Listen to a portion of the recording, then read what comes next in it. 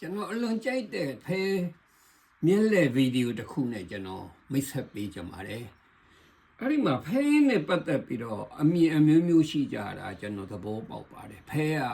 လောင်းကစားနဲ့ຫນွယ်လို့တချို့တွေလည်းမကြိုက်ကြဘူးသို့တော်လည်းပဲကျွန်တော်ကတော့ဖဲကိုသင်္ချာပညာဘေးပစ္စည်းတစ်ခုလို့သဘောထားပါတယ်နော်ဥပမာဒီဖဲတုပ်ကိုကြည့်ပါဒီဖဲတုပ်က AMS ကထုတ်ထားတာ AMS ဆိုတာ American Mathematical Society အမေရိကန်မှာအကြီးဆုံးသင်္ချာအသင်းမှာတနည်းအားဖြင့်ကဘာပေါ်ကအကြီးဆုံးနဲ့မှာပါပါတယ်အဲ့တော့လွန်ခဲ့တဲ့2နှစ်ကသမီးသင်္ချာဆွေးနွေးပွဲတက်တော့ကျွန်တော်ကအပျော်လိုက်သွားတယ်အဲ့ဒီမှာသပွဲတစ်ခုမှာဖဲတုပ်အပြည့်ချထားပြီးတော့လာသမျှပရိသတ်တွေလက်ဖြတ်လိုက်ရင်သူထုတ်လက်ဆောင်ပေးတယ်ဆိုလိုချင်တာသူတို့ကသင်္ချာပညာဘေးလို့သဘောထားပြီးတော့ဝေပေးတာပါเนาะကျွန်တော်အဲ့ဒါအမှတ်တရလေးပါအဲ့တော့အခုကျွန်တော်မစ်ဆက်ပေးခြင်းနဲ့ဖဲမြက်လေကြည့်အောင်ပါအဆင့်တစ်ခုရှိတယ်ကျွန်တော်ကဒီဖဲတုတ်တဲ့ကဖဲတစ်ချက်ခမရကိုလက်ဆောင်ပေးမယ်ခမရတိချာမှတ်ထားပြီးတော့မှကျွန်တော်တစ်ချက်ပြီးတစ်ချက်လှမ်းပြီးတော့အဲ့ဒီဖဲတုတ်ကိုပြန်ရှာမယ်နော်အဲ့တော့မမျော်လင့်တဲ့ဇာတိန်ကံလေးပြကြလို့ပါပြီးတော့မှသင်္ချာနီးနဲ့စမြုပ်ပြမယ်အဲ့တော့ဒီထဲမှာကျွန်တော်ခင်ဗျားကိုဖဲတုတ်တစ်ထုပ်ပေးဖို့အဆင့်30ခွဲမှာပထမအဆင့်ဖဲနှစ်ချက်လှမ်းလိုက်ခင်ဗျားတော့ထင်လိမ့်မယ်အဲ့ဒီဖဲကကျွန်တော်အကုန်လုံးသိချာစီစဉ်ပြီးမှတ်ထားပြီးသားလို့ထင်လိမ့်မယ်မဟုတ်ပါဘူးဒီဖဲတုတ်ကကျွန်တော်ဘာမှမသိပါဘူးနော်ဘယ်ထဲမှာဘာရှိတယ်ကျွန်တော်မသိဘူးအားလုံးကျွန်တော်ကလဖန်ထိုးလိုက်ပါတယ်အဲ့တော့အဲ့ဒီထဲမှာကျွန်တော်ပထမဆင့်ကဖဲနှစ်ချက်လှမ်းလိုက်တယ်ဒုတိယဆင့်က30နံပါတ်ပြည့်အောင်ဖြည့်တယ်အဲ့ဒါကိုကြည့်ပါခုနှစ်ပြီးရင်8 9 30ပေါ့ကျွန်တော်အကုန်မောက်ထားတယ်ဘာဖဲမှမသိဘူး4ပြီးရင်9နေ30အထိ9 6 8 9 30ပေါ့ဒါဒုတိယဆင့်နောက်ဆုံးတတိယဆင့်ခမည်းဖို့ဖဲရွေးမယ်ဘယ်လိုရွေးမလဲဆိုဒီလှန်ထားတဲ့ဖဲနှစ်ချက်ခုနှစ်နဲ့လေးပေါင်းလိုက်အဲ့ဒီနံပါတ်7ဖဲမြောက်ကခမည်းဖဲကျွန်တော်မသိနိုင်ဘူးကျွန်တော်ကလဖန်ထိုးထားတယ်1 2 3 4 5 6 9 10 17အဲ့ဒါခမည်းရဲ့ဖဲပါကျွန်တော်လုံးဝမမြင်နိုင်ဘူးเนาะကျွန်တော်နဲ့အဝေးကြီးခမည်းပဲလှန်ထားတယ်ဒီဖဲကိုခမည်းတာသိတယ်ကျွန်တော်မသိဘူးနံပါတ်ကောအပွင့်ကောသေချာမှတ်ထားပါဘာဖြစ်လို့လဲဆိုတော့ကြာခမည်းမျက်စိပြူးပြီးရှာမယ်ကျွန်တော်နဲ့ပြိုင်ပြီးတော့ရှာမယ်เนาะအဲ့တော့မှတ်ထားပါနံပါတ်နဲ့အပွင့်ပြီးရင်ကျွန်တော်အဲ့ဒီဖဲတွေအားလုံးကိုအထုပ်ထဲမှာပြန်ထည့်လိုက်တယ်ဖဲလိုက်ထည့်လိုက်တဲ့အတွက်ကြောင့်ခမည်းရဲ့ဖဲကခမည်းတယောက်ထဲပဲသိတယ်အဲ့ဒီဖဲတို့ထဲမှာသူပျောက်သွားတယ်ကျွန်တော်မသိနိုင်ဘူးအဲ့တော့အဲ့ဒီဖဲကိုရှာမယ်ခမည်းသိတယ်လူကျွန်တော်မသိတယ်လူဘလို့အရင်တွေ့တယ်လဲဆိုတာရှာမယ်ဘလို့ရှာမလဲဆိုကျွန်တော်လှမ်းမယ်မှောက်မယ်တစ်ချက်လမ်းတစ်ချက်မှောက်ကျွန်တော်အဲ့လိုရှာမယ်ရှာတဲ့အခါမှာခမည်းဖဲကိုတွေ့ရင်တွေ့တဲ့နံပါတ်အကျိန်ကိုမှတ်ထားပါဘယ်နှကြိမ်မြောက်မှတွေ့လဲဒါပထမကြိမ်1ပေါ့နှစ်လှမ်းနေမှောက်တယ်နော်3 4 5 6 9 10 9 10 11 12 13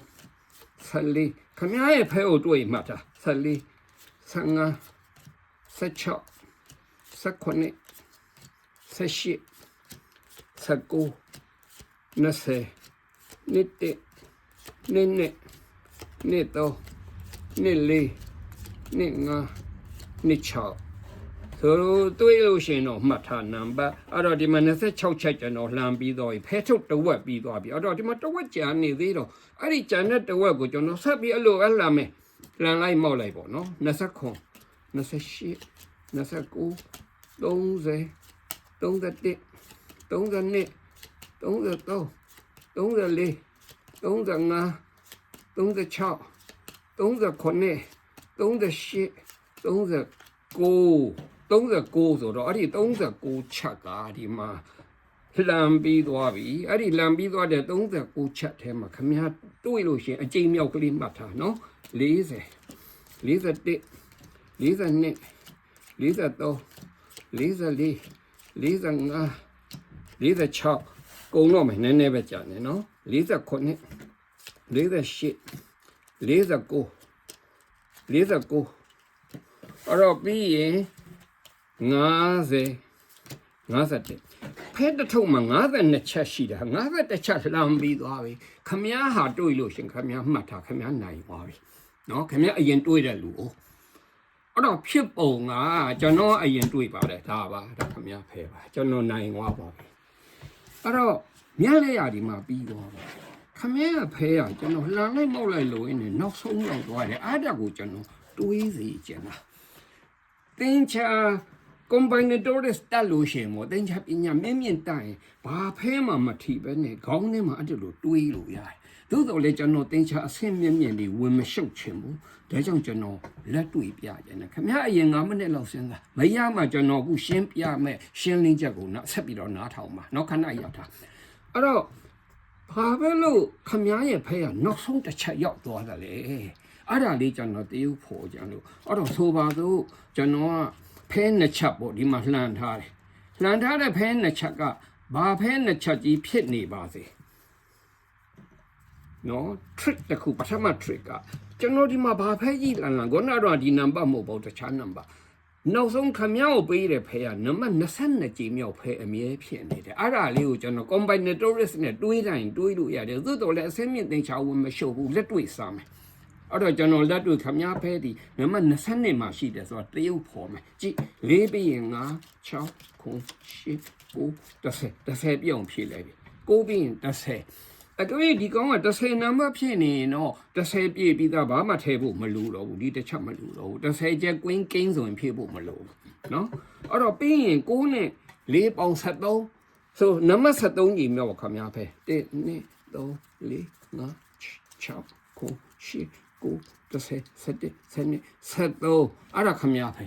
နော်အဲ့တော့ခုကကျွန်တော်ကတရုပ်ဖော်မှာဆိုတော့ကျွန်တော်လည်းကြည့်လိုက်ပါမယ်3 diamond လေးမှတ်ထားပါနော်ကျွန်တော်တရုပ်ဖော်ကျင်တာဒါဟာနံပါတ်22ကြိမ်မြောက်ဖဲဆိုတာသိအောင်ပါအဲ့တော့ကျွန်တော်အားလုံးပြန်ထပ်လိုက်ပြီးပြီးရင်ကျွန်တော်ရေးမယ်22ဒီ3 diamond ဟုတ်သလားပေါ့1 2 3 4 5 6 9 10 9 10 11 12 13 14 15 16 19 20 3 diamond မှာအဲ့တော့ဒါပထမလျှို့ဝှက်ချက်ပါခမ ्या အမင်းမို့လမ်းပြီးအမင်းမို့နံပါတ်တွေ30ဖြစ်ပါညာပြောနေတော့လဲပဲတကယ်လက်တွေ့ကြတော့22ကြိမ်မြောက်ပြီခမ ्या ဖဲနောက် trick တစ်ခုကကျွန်တော်ဒီမှာလှန်လိုက်မောက်လိုက်လှန်လိုက်မောက်လိုက်လို့လုတ်ရင်းနဲ့လှန်လိုက်မောက်လိုက်လှန်နဲ့မောက်လိုက်လုတ်ရင်းနဲ့ဖဲကုံတဲ့အထိနောက်ဆုံးတစ်ချက်ပဲကြံတယ်အားဒါဟာလေခမ ्या လက်တွေ့စမ်းကြည့်လို့ရတယ်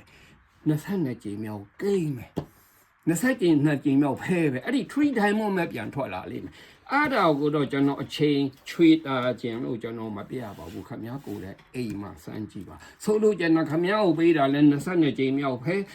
လမ်းမောက်လို့တာလဲ22ကြိမ်မြောက်ဖဲအဲ့ဒါတိုက်ဆိုင်တဲ့အတွက်ကြောင့်အဲ့ဒီဖဲကနောက်ဆုံးရောက်သွားတာပါအားလုံးကျေးဇူးပါ